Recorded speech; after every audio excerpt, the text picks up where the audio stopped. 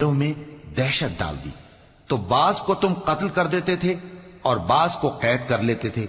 اور ان کی زمین اور ان کے گھروں اور ان کے مال کا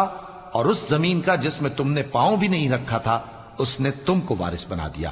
اور اللہ ہر چیز پر قدرت رکھتا ہے۔ اے پیغمبر، اپنی بیویوں سے کہہ دو کہ اگر تم دنیا کی زندگی اور اس کی زینت و آرائش چاہتی ہو تو آؤ میں تمہیں کچھ مال دوں اور اچھی طرح سے رخصت کر دوں، اور اگر تم اللہ اور اس کے پیغمبر اور عاقبت کے گھر یعنی بہشت کی طلبگار ہو تو تم میں جو نیکوکار ہیں ان کے لیے اللہ نے اجر عظیم تیار کر رکھا ہے۔ اے پیغمبر کی بیویوں، تم میں سے جو کوئی کھلی ناشائستہ حرکت کرے گی اس کو دونی سزا دی جائے گی،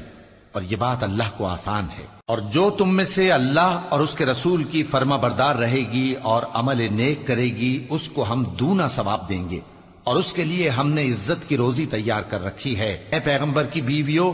تم عام عورتوں کی طرح نہیں ہو، اگر تم پرہیزگار رہنا چاہتی ہو تو کسی اجنبی شخص سے نرم لہجے میں بات نہ کرو، تاکہ وہ شخص جس کے دل میں کسی طرح کا روگ ہے کوئی امید نہ پیدا کر لے، اور دستور کے مطابق بات کیا کرو، اور اپنے گھروں میں ٹھہری رہو، اور جس طرح پہلے جاہلیت کے دنوں میں زیب و زینت کی نمائش کی جاتی تھی اس طرح اظہار زینت نہ کرو، اور نماز پڑھتی رہو اور زکوٰۃ دیتی رہو، اور اللہ اور اس کے رسول کی فرما برداری کرتی رہو۔